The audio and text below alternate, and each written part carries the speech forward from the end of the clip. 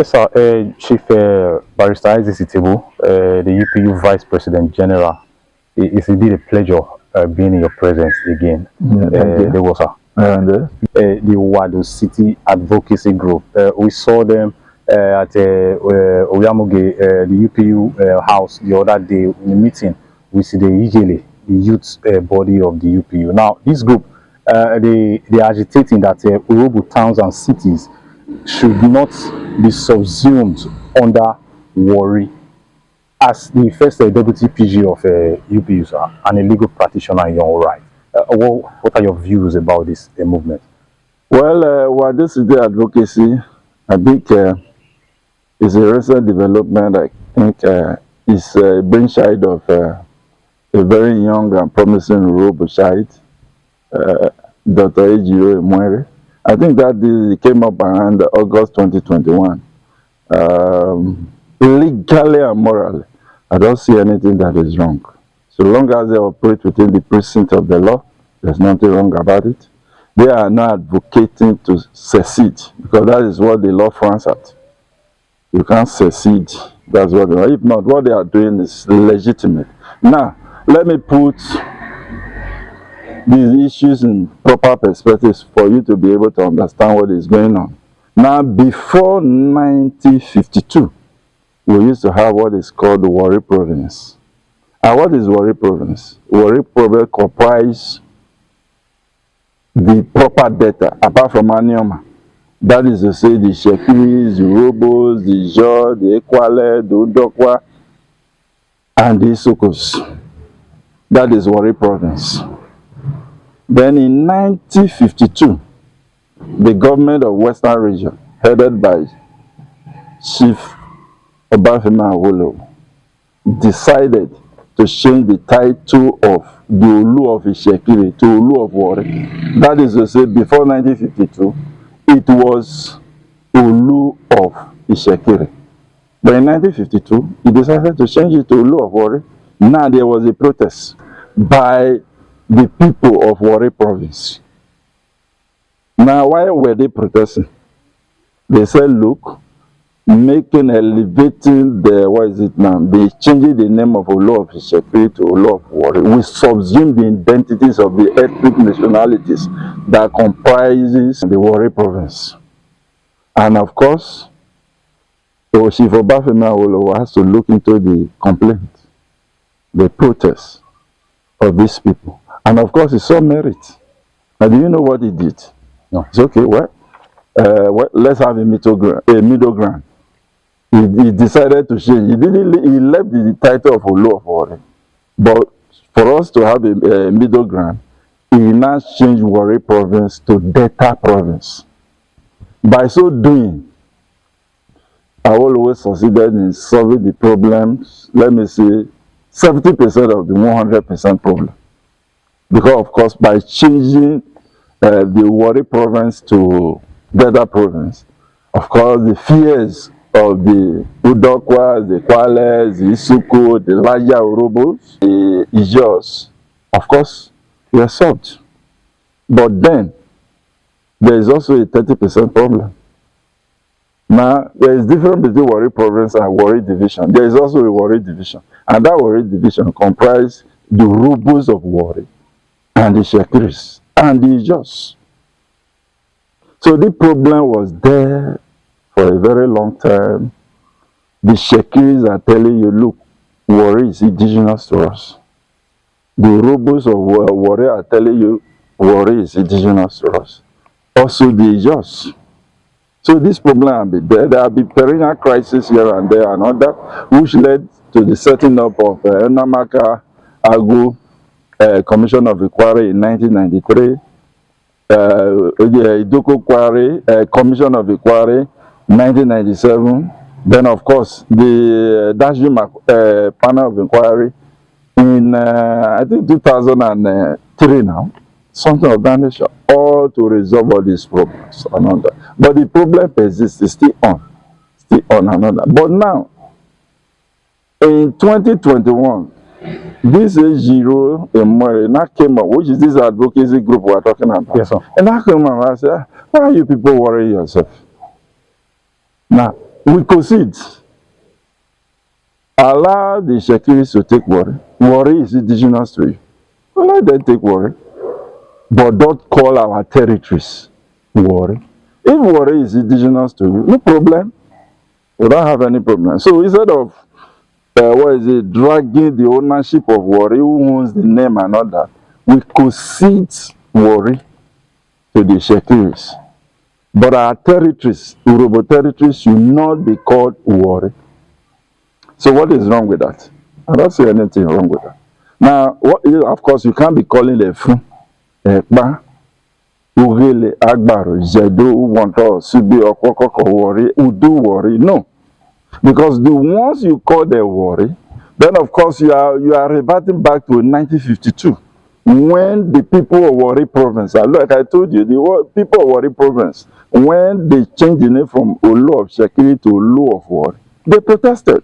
And Chief Obatemi Awolowo of Blessed saw merit in it by changing the name Warri province to Delta province. You understand? So now, why call Osubi, for instance, or Kokoko, Agbaro, and all that Warri? So he said, no, don't call our territories Warri. Take your Warri. So that is the advocacy. So to me, legally, is anything wrong in it? And now you see, when you want to hang a dog, you give it a very bad name. You know, they like using the epithet, renaming. Nobody is renaming anything. Nobody is renaming. Are you renaming Ekman? Are you renaming Efun? Are you renaming Igbudu? Are you renaming Otowodo? Are you renaming Ogunu? Are you renaming Ejeba? Nobody is renaming anything. But you see, you know, they are giving they want to give a negative narrative. They say, some people are coming to want to rename Warri. Nobody is renaming anything. That is the way I understand it. Nobody is renaming anything. But all they are saying, look, don't call our territories Warri. In the year 2000, the Delta State government had created 3 kingdoms within Warri South local government. And these 3 kingdoms are distinct and separate with their traditional rulers, co-equal. And now you can't create kingdoms without defined territories. Yes. There's a defined territory. So Ovi of Agbara. It's true. Ovi of Agbara is Ovi of Agbara. Agbara is the whole Nigeria. No. There's a defined territory. Orosun of Okore Urhobo. There's a defined territory. Olu of Warri Kingdom. There's a defined territory. Rero of Ogbijo. There's also a defined territory. So these territories are defined.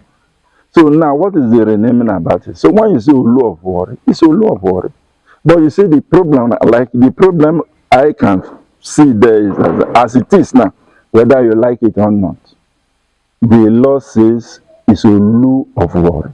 His Royal Majesty, Atowashe the Third, CFRO, the Olu of Warri. Like as it is now, I dare not see Olu of Shekiri just because I don't like it. Then of course I'm looking for trouble. Yeah. I dare not say in any way, either orally or by writing, to address the Reverend Monarch as Olu of Shekiri. It's Olu of Warri. All his titles must be there, because that is what is recognized by law. Then too, you cannot in your comfort of your home also say you don't want to recognize Agbara Kingdom. You don't want to recognize Okure Urhobo because you don't like it. You don't have that power. Because that is the problem. That is where I see the problem. You just say, oh, I don't like, no, they cannot. The law has already made it. If you don't like the law, go and challenge it. The Delta State legislature has made a law recognizing the existence of Ovi of Agbara or Orosun of Okere over a defined territory, over a defined people. And all that. So you cannot be quoting judicial authority. It's just like what happened recently now. Of course, when you say, look, let me use the issue of the electoral act. When the Supreme Court and a lot of judicial say, well, there's no provision which says you have to upload the results.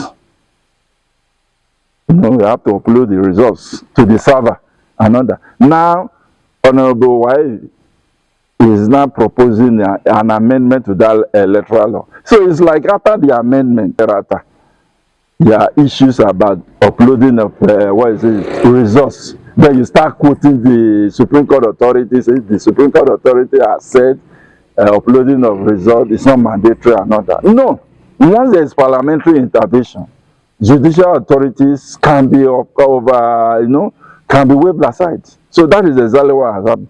The legislator of Delta State has clearly given the Okere people a king over a different territory and over a different people and all that. Same thing with Agbasa.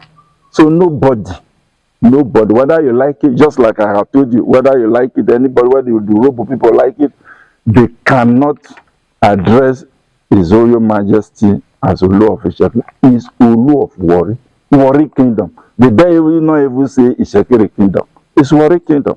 So that is it. So to me, Wado City, legally, they are okay. So long as they are operating within the precincts of the law, that is to say, they are not advocating and agitating by using violence. They are very okay. Why not? And of course, you can even see now, it might take some time, but all the same. What happened in the UPU local government, the UPU legislator, they came out with a bylaw supporting the Wado City advocacy by saying, look, any town in UPU local government should not be referred to as Warri. Yes, they passed that law and they are enforcing it. So why, if you feel that law is illegal, you can challenge it. They are telling you, Warri, the UPU, they are following the advocacy. They came out and said they passed the bylaw to say any of their territory should not be called Warri. If if an individual, there's a fine, or you will be in prison, or both. If you are a company, there's a fine. Don't go out. But because it's dangerous work, what is even Warri? If you may ask me, there's nothing worry. All the development I know your kingdom. Then of course now you want to subject Ovi of Warri to the Olu of Warri. It's not possible. By calling his territory Warri. It's not possible. So to me, I would say categorically, there's nothing wrong legally. So long as they operate within the precincts of the law, there's nothing wrong legally with Wado advocacy. Let's digress now a bit to Warri South. Okay. We saw the UPU billboard at Okere Road almost led to an outbreak of crisis. But you and the UPU, you stepped in, met to the local government chairman, he apologized, everything resolved, and now there is relative calm in the local government. But some school of thought, some persons are saying that the UPU did not handle that issue correctly. What is your take on this? That is under what context? The UPU has done creditably well as far as the crisis is concerned. You know, when there is a crisis like that, there are many schools of thought. Yes, sir. Some persons just want you to just toe the line of violence, do certain things and all that. Some people are querying why did the UPU delegation have to meet Honorable Michael TD and all that. Like I told you, we didn't make Honorable Michael TD as a person. It's a government. Whether you like it or not. You might not like him, but whether you like it, he's the chairman of Warri South local government. And of course, you don't have authority. Let me even shock yourself. Do you even know that traditional rulers are under local government council? Yes, sir. So if you whatever, so now there's an allegation that a local government chairman did one or two things. Are you going to invite him, a private? UP is a non-state actor. Are you going to invite him to come and discuss with you and all that? The best thing, the best practice is for you to go and meet him. So we did perfectly right and all that. And some of them are saying, no, we did it timeously, which is that. But that is not correct. The President General has to consult too. Do you understand? And of course, consulting takes a lot of time. We have, the forum for the EV of Urhobos and all that. He has to consult them. He has to consult board of trustees. He has to consult council of representatives before they will also advise, because all these bodies are there to advise him. So if you have a sensitive matter and all that, of course, you allow him to do some consultation. And this consultation might take few days and that is exactly what happened. You understand? So we have done very well. And the government of the President General, Olu is on course. I just want to advise. Everybody. You know, a lot of people are forming, they are forming so many associations. Yoruba association is good, it's within their rights. Freedom of association and all that. But then, the apex socio-cultural group of the Yoruba people is the UPU. I want to advise them, they should not denigrate the Yoruba, say the name when you call your mama, now they will call them. So they should not by any way, either consciously or unconsciously, try to denigrate the UPU. The UPU is, well, let me tell them too. If you, thank God the UPU have a constitution, have a provision for affiliate bodies. Yes, sir. If you form your association, you have good ideas, affiliate with the UPU. If not, the government of the day will not even listen to you. The UPU is on the same pedestal with the Arewa Consultative Forum, the Hanesi Iodingbo, the Ijaw National Congress, Afenifere. You understand? We are on the same pedestal. So if you like, you can come out with press statements. They won't listen to you. But when the UPU, if they want to invite, because if the government, for instance, made the mistake of inviting every association, of course, you know what that means. Yes, sir. That means they will continue to invite all associations. They recognize channel that can discuss with the Yoruba nation and any government, either local, state, or federal, or international, is the UPU. Finally, let's talk of the peace in Warri South now. As a follow-up to your meeting with the chairman, the whole crisis and tension has not died down. How can this peace be sustained? Well, I want to appeal to all the parties to live and let live. They should be tolerant of each other. We don't want crisis. And of course, I don't need to tell anybody what crisis does as far as development of a place is concerned. I also want to appeal to all the parties there too that Moses, the Wado City, when they are advocating or agitating, they should do that within the precinct of the law. And if you are also government, also respect the views. It is there in the Constitution. They have freedom of expression. So long as it's within the law, don't try to shut anybody down. I want to tell the parties to it that say, we have His Royal Majesty Olu of Warri, CFR, the Olu of Warri, Atiwashedi III. You dare not call him Olu of Sheki. We also have the Ovi of Agbara. We also have Roswan of Okere. You understand? So nobody has the right to sit at the comfort and say they won't recognize it and all that. So that is they should live together, they should cooperate, so that they will work for the interests and development of Warri. Because even Warri now, I can't say anything. Like I keep saying that all these developments are what? All enough. This identity issue again, let me tell you, is everywhere. You still recall now at the time too, even within the Uye kingdom, when they wanted to name Fupri, the Ugmama people challenged them. But did they not settle it? They say, no, that land belongs to Ugboma, not Efru. Within Efru, they are the same local government, they are the same people. But the fault, if you go Airport Road today, the Ugborokoke people with that, so you will say Airport Road, Ugborokoke. They don't want you to say what? Efru or Ugboroke. They always insist. So this issue of identity, or when you go to Asaba, for instance, and all that, that's a bad of Asaba. Okmanem people will not want you to call Okmanem as Asaba. You see, you understand what I'm trying to say? So this identity, don't subsume, don't destroy my identity. So that's why everybody does. So why not? That's why I say, let us be tolerant of our views. All these views and all that. Don't destroy my identity. I want to be who I want to be. So just you take it and all that. Then finally, again, for those who are saying whatever I say, UP is that I want to say again is the apex socio-cultural group of the Yoruba. Let me tell you again is that Chief His Royal Majesty Benjamin Okunapa, he didn't achieve much. He was agitated for a lot of things for his people. He didn't achieve more until he became the President General of Urhobo Progress Union.